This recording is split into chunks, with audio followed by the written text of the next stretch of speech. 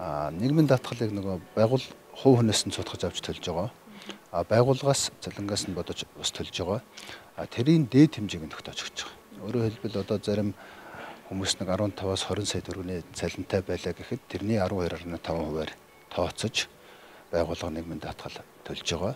Өмнөнийг нь бол дээд хэмжээг нь хөдөлмөрийн хөлсний доод хэмжээг 10 нугалсны буюу одоо нэхэр бол 7 сая 920 мянган төгрөгөөс дээшгт нь бол төлөхгүй гэж байгаа.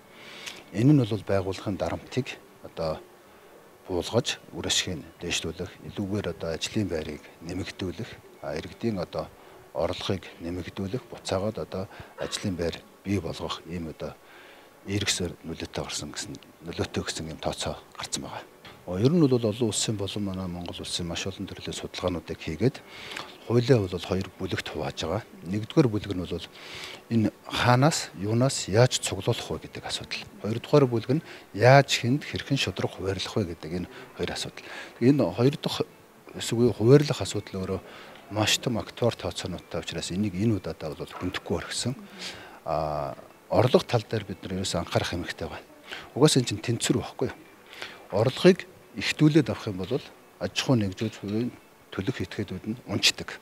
Орлогыг багдуулвал нөгөө хуваарлалтын дээр тэтгэвэр тэтгэмжиндээ хүрхээ болж байна. Энийний алтан балансыг яаж олох вэ гэдэг л ийм асуудал байж байгаа байхгүй юу? Тийм учраас иргэн төр аж ахуй нэгж гурвын энэ тэнцвэрт байдлыг олох зайлшгүй шаардлагатай байна. За өнөөдөр жишээлбэл хуваарийн хөдөлмөр эрхэлж илээ гэж бодъё. Одоо ингээд иргэн хүнийхээ хувьд. Тэгвэл яг өнөөдөр бол чи хуваарийн хэн нэгэнтэй үлсээр ажиллах гэрээ хийснийхаа төлөө нэмэгдсэн өртгийн албан дотор 10% төлнө. Орлогын албан дотор 10% төлнө. Нэмгэн даатгал 10% төлнө. Чамтай гэрээ байгуулсан байгууллага чинь хувь хүнтэй гэрээ үлсээр ажиллах гэрээ байгуулсны төлөө 12.5% төлнө. Нийтдээ ингээд 40% одоо татвар даатгал төлж байна. Энэ чинь чиний нийт орлогоос авчиж байгаа байхгүй юу? Тэгэхээр ямар ч юм иргэн хөдөлмөр хуваараа эрхлэх боломжгүй болчихж байгаа. Энийг л одоо ер нь багасгая. Одоо ажлын байрыг нэмэгдүүлээ. Иргэдийнхэн одоо эхлээд орлоготой болгоё гэж. Энэ орлого ашиг гэдэг зөв чинь өөрөө бас ялгаатай ойлгогдсон шүү дээ. Орлого гэдэг нь нийт олж байгаа мөнгө хэлээд байгаа. Тэгэнгүүт ашигын татвар гэдэг чинь бол одоо нөгөө бүх холбогдох зардлаа хаснаас гарч байгаа. Гэтэл тэр ерөөсөө нийт олж байгаа орлогоос нь 10%-аар суутгах нь ихлээр ер нь бол 10% ашигтай бизнес бараг Монгол улсад байхгүй байхад бид нар 30-40% одоо орлогын албан татвар даатгал авчих гэдэг. Энэ хитээдсэн байдлыг л тэнцвэржүүлэх асуудал байгаа. Энийг бас багасгахчвал нөгөө талдаа зарлах тал байна. Энэ ихтчихээр дунд хугацаанд юу болдог вэ гэхээр ажлын байр багасаад, ажил эрхлэлт багасаад, буцаагаад нөгөө нийгмийн даатгалын сан чинь огцон буурдаг ийм эрсдэлтэй. Тэгэхээр энийг одоо хэм хэмжээнд наваачаад тавих хэрэгтэй. Тэгэхээр юунаас авах вэ гэдэг л хамгийн чухал асуудал байхгүй юу? Тэгэхээр хуучин 2008 оноос өмнө бол хөдөлмөрийн хуулиар зохицуулагдсан цалин хөлснөөс бол авдаг. Энэ бол ингээд аваад явжсэн. Дараа нь 2008 онд бол анхудаа ер нь бол одоо нөгөө гэрийн үйлчлэгч гэрээт малчтаас одоо нийгмийн даатгал хамруулъя гэдэг ийм агуулгаар орж ирээд найруулгахдаа энэ одоо гэрээнийхээ агуулгыг нарийн зааглаагүй учраас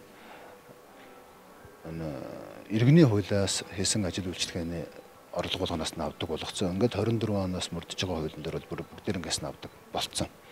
Тэгэхээр энэ нь нэг талдаа авах талаас хэтэрхий барьчихлаар нөгөө талд нь бизнес эрхлэгчдийн дарамт, бизнес ажил олгогчийн асуудал нь бол хүндрээд одоо манай Монгол улсад ерөөсөө хуваараа эрхлэх ямар ч боломжгүй болцсон байна. Хувь хэмжээ өндөр байснараа одоо илүү бид нар хамрагдалтыг сайжруулж чадж байгаа үгүй үгүй. Тэгэхээр хувь хэмжээг бууруулах замаар хамрагдалтыг нэмэгдүүлж ийм тэгш байдлыг хангах зүйтэй гэж үзэж байгаа. За энэ их хурлын гишүүдийн өргөн барьж байгаа хуулийн төслийг бол ерөнхийдөө дэмжиж байна. Гэхдээ бас энэ дээр бид нар зарим нэг зүйлүүдийг хөндөх хэрэгтэй. Тэр нь жишээ нь одоо гарааны бизнес эрхлэгч нар буюу бичил жижиг бизнес эрхлэгч нар бол манай улсын одоо бараг 90 орчим хувийг бичил жижиг дунд бизнес эрхлэгч нар эзэлдэг. Тэгэхээр эдгээрийг дэмжсэн эхний 2 жилдээ одоо нийгмийн даатгалын шимтгэл дээр ч гэсэн ажил олгогч дээр тийм ээ хөнгөлөлт үзүүлэх юм нөхцлүүд байх ёстой гэж харж байгаа. Түүнээс гадна тэтгэврээ тогтоолгосон ажил олгогчдын хувьд бас тодорхой одоо ажил хөдөлмөр эрхлэх үед бас тэтгэврийн даатгалын шимтгэлээс нь чөлөөлөхөр байгаа шүү дээ. Гэтэл тэтгэврийн тухай хууль дээр болохоор нөгөө өөрөө хүсвэл 65 нас хүртлээр одоо 65 нас хүртэл ажиллаж болно гэдэг заалтан дээр бас нэг юм жоохон ойлгомжгүй байдал үүсэж байгаа нь магадгүй 55 настай тэтгэврт гарсан хүнээс 65 хүртэл нөгөө тэтгэврийн даатгалыг нь авах, суутгах иймэрхүү бас тохиолдлууд гараад байна. Тэгэхээр иймэрхүү хуулийн ойлгомжгүй зүйл залтуудыг илүү тодорхой болгосоо гэж хүсэж байгаа. Энэ ажил олгогчийн одоо суутгаад байгаа хүн болгон л ярьж штэ тийм ээ. Ажил олгогчийн төлөөд байгаа тэр нийгмийн даатгалын шимтгэлийг болвол яг тэтгэвэр тогтоолоход авч үзэхгүй байгаа нь өөрөө энэ ач холбогдолгүй байна. Энэ нь өөрөө бизнес эрхлэгчд дарамт болж байна гэдгийг бүх хүн ярьж байгаа тийм. Хувь хэмжээ өндөр байснараа хамрагдал сайн байна гэж харахгүй байгаа. Тэгэхээр хувь хэмжээ буурах юм бол магадгүй нөгөө иргэдийн одоо энэ нийгмийн даатгалч ялгаагүй, татвар дээр ч ялгаагүй нөгөө татвар нийгмийн даатгалаа төлөх энэ сэтгэл зүй гэж байна л да. Нэгсэндээ одоо бид нар сүүлийн үед аягүй яриад байгаа татварын мэдлэг боловсролыг сайжруулах гэх. Тэгэхээр хүн нөгөө хувь хэмжээ өндөр байх юм бол нөгөө төлөх сэтгэл зүйн бага байгаа шүү дээ. Тэгэхээр бага болоод ирэх юм бол магадгүй энэ нийгмийн даатгалаа төлөе, энийхээ өр өгөөжийг хүртээ. Одоо магадгүй заавал одоо энэс хүртэх өгөөжүүд байна шүү дээ. Жишээ нь нөгөө визэнд орох, банкны зээл авахд манай улс ингээд заавал ийм байх ёстой гэж хараад байдаг тийм ээ. Бусад улс оронд бол одоо жишээ нь банкны зээлийг олгоход ирээдүйд болох орлого өгөөжөнд нь үндэслэж одоо тооцоолж зээл олгодог тийм ээ. Магадгүй бүр юм татварын мэрэгсэн зөвлөхүүдээс тусламж үйлчилгээ авж байгаа энэ зөвлөхүүд нь тодорхойлт гаргаж өгөх юм бол банкны зээл олгодог ч гэдэг юм уу, юм илүү уян хатан нөхцөл зөндөө байдаг байхгүй юу. Тэгэхээр нийгмийн даатгалч гэсэн ялгаагүй гэж харж байгаа. Нийгмийн даатгал ажил олгогчоос 12.5%, ажилтнаас 11.5% гээд 34%-ийг суудгачаад байна л. За энэ бол өнөөдрийн манай Монголын нөхцөлд бол өндөр байгаа. Бусад орнуудтай харьцуулаад идэг. Жишээлбэл хөгжсөн Япон, Солонгос, Герман одоо өндөр хөгжилтэй орнуудын хувьд бол ийм байдаг штэ. Энэ бол энэс илүү байдгаа гэдэг. Тэдний орлого бол одоо байгаа Монголын байгаа хувийн хвшлүүдийн орлогоос 10 дахин, 20 дахин илүү өндөр орлоготой. Тэр улсуудаас бол тийм хэмжээний татвар авч авахд бол боломж юм байна. Одоо Монголын нөхцөл байдал дээр бол Монголын компаниудын орлого тийм өндөр биш байгаад. Ихэнх нь жижиг дунд аж ахуй нэгжүүд бизнесүүд байгаад. Тэдний хөл дээрээ босгох боломжоор нь бас хангах хэрэгтэй.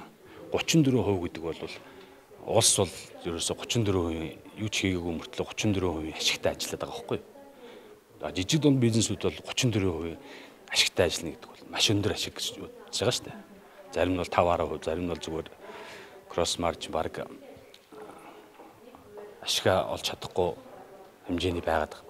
Тэгэхээр энэ татвар бол өндөр байна. Нэгдүгээр, хоёрдугаарт нийгмийн даатгалчин төрөний хэлдгээр одоо тэтгэвэр, тэтгэмж, ажилгүйдэл, эрүүл мэндийн даатгал гэсэн 5-6 хэсгээс бүрдээд байгаа. Тэгээд төлж өөрөөсөө дараа нь авч чадахгүй одоо энэ нийгмийн даатгалаа төлж байгаа тэтгэвэр, тэтгэмж нь өвлөгддөггүй. Үр хөвгөдөд нь үлддэггүй, хань ажилд нь үлддэггүй.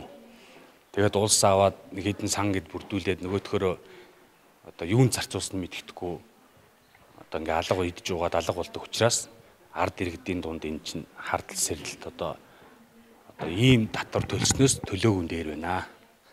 Нэг бол бууруулж өгөөд, нэг бол энэ татварыг төлөх шаардлага байна уу гэдэг. Тийм л энэ дээр яригдаад байна. Тэ ерөөсөө нийгмийн даатгал төлдөг хуулийнхаа дагуу, нийгмийн даатгал төлдөг зарчмынхаа дагуу төлж явж байгаа.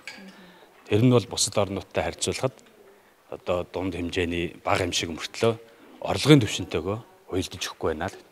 Орлогын түвшин чи өндөр байжиж тэр хэмжээний татвараа аваач. Орлогын түвшинд хүрэхгүй доод хэмжээ хөдөлмөрийн өрсний доод хэмжээ хүмүүсээ ашиг орлого бага байхад 34% ашигтай ажилдаг төр бас байж болмооргүй байгаа. Тэгээ нийгмийн даатгал нь өөрсдөд нь ирдэггүй, өвлөгддөггүй төрөний хэлдгээр тий. Үр хөвгөдөд нь өвлөгддөггүй, хань ажилд нь ирдэггүй тийм нийгмийн даатгал төлөх шаардлага байна уу гэдэг. Нэгж байгууллага 3-ын одоо яг нийгмийн даатгал татврын одоо тэнцвэрийн тухай ойлгоцсон.